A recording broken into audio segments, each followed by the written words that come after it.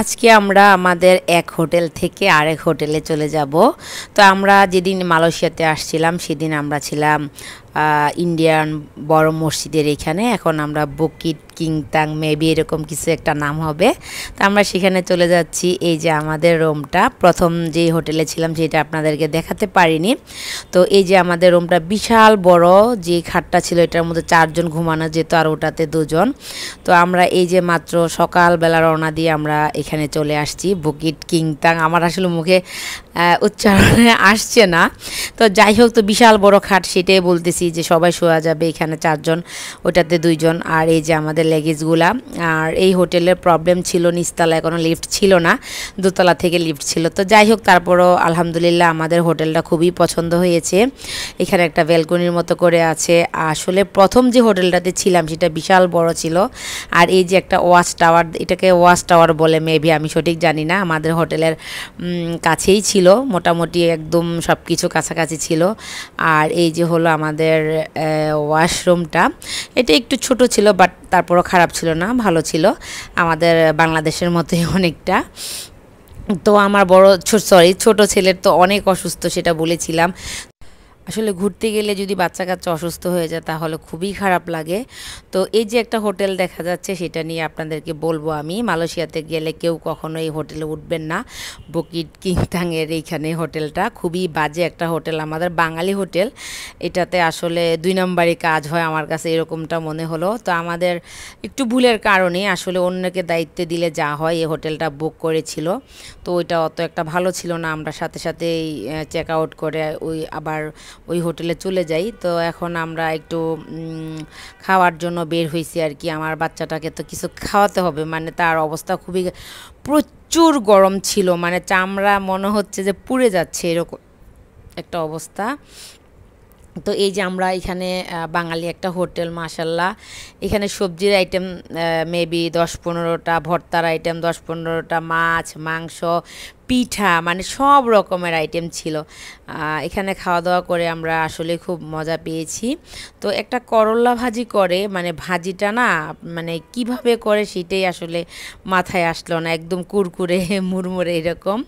এই ভাজিটা আমি আমাদের এই যে বাংলাদেশে বসুন্ধরা আবাসিক এরিয়ার এখানে একটা হোটেলে খেয়েছিলাম। তো যাই হোক, আমরা এখানে খাওয়া দাওয়া শেষ করে তারপরে বের হয়ে যাব আমার ছোট ছেলের জন্য ওষুধ কিনতে।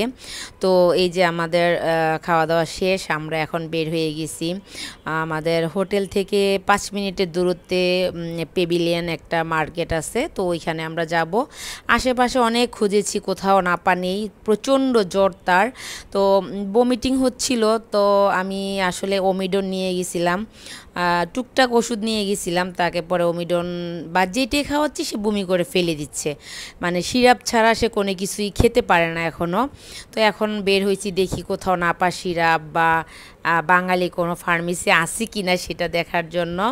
তো এদিক সেদিক সবাই আমাদের সাথে যারাই ছিল সবাই যার যার মতো করে চেষ্টা করছে যে ওষুধ খোঁজার জন্য। বাট আমাদের বেড লাক যে আমরা মানে ওষুধ খুঁজতে আমাদের খুবই মানে ঝামেলা হয়েছে, কোথাও নেই। তো এই যে আমি আসলে এখানে ভয় পেয়ে গেছিলাম। আমি তো একদমই নর্মাল কাপড় পরেই বের হয়ে গেছি, যেহেতু আমাদের হোটেলের নিচেই খাবারের রেস্টুরেন্টটা ছিল। তো আমরা খাওয়া দাওয়া করে আসলে আর রেডি হই নেই মার্কেটে আসার জন্য, ওইভাবেই আমরা বের হয়ে গেছি। কারণ আমাদের কারোর মাথায় ঠিক নেই, বাচ্চাটা কিছুই খাচ্ছে না, তার উপরে যাই খাচ্ছে বমি করে দিচ্ছে, মানে তার মানে খুবই খারাপ অবস্থা ছিল। তো ভাবলাম যে পেভিলিয়নের এখানে আমরা দেখি কোনো ওষুধ মেডিসিনের দোকান পাই কি না। পরে আমাকে যে একজন ডিউরের পারফিউমের একটা দিল। তো আমাদের মন ভালো নাই, শপিং টপিং কী করবো, আমি দেখাচ্ছিলাম এই যে মানে একদম নর্মাল জামা পরেই বের হয়ে গেছি। আসলে গরম ছিল তো কিছু করার ছিল না। যাই হোক, তারপরে খুঁজতে খুঁজতে কোথাও পেলাম না, মন খারাপ, মানে ভাবছি যে এখানে অ্যাটলিস্ট কোনো সুপার স্টোরে আমরা পাইনি। তো জ্বর দেখলাম, তখনও প্রায় 100-র উপরে জ্বর ছিল, মানে আমার বাচ্চাটা একদম নর্মাল মানে আমাদের পুরা ঘোরাটাই একদমই হয়ে গেছে। তো যাই হোক, ভাবতেছি কি করব, ঘোরাঘুরি শেষ করে আজকে একটু আশেপাশে ঘুরবো ভাবছিলাম, সেটাও করতে পারলাম না। আবার অনেকে বলতেছে আমি কি মালয়েশিয়াতে সেটেল হয়ে যাব কি না। বলা যায় না, সেটেল হতেও পারি, চেষ্টা করতেছি সব কিছু দেখে ঘুরে শুনে বুঝে মালয়েশিয়াতে সেটেল হতেও পারি বাচ্চাদের লেখাপড়ার জন্য। তো জানি না কি করব, সেটা পরবর্তীতে দেখা যাবে। এখন তো মাথা একটাই মানে খারাপ ছিল বাচ্চার জন্য ওষুধ খোঁজা। আর আমি যখন এখানে আসছি আমার কাছে মনে হলো আমাদের বাংলাদেশের যমুনা ফিউচার পার্ক বা বসুন্ধরা মার্কেটের মতোই আমার কাছে লাগলো আর কি। তো এই তো ছিল আমাদের আজকের ভিডিও।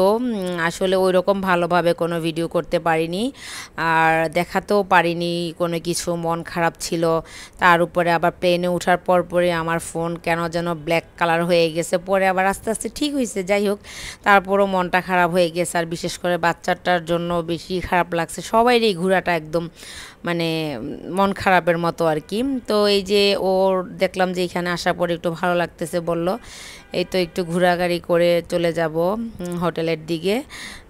তারপরে হোটেলে গিয়ে তাকে আমি একটা মানে ঘুম পাড়িয়ে দিছি আর কি। তো আজকে এখানেই বিদায় নিলাম।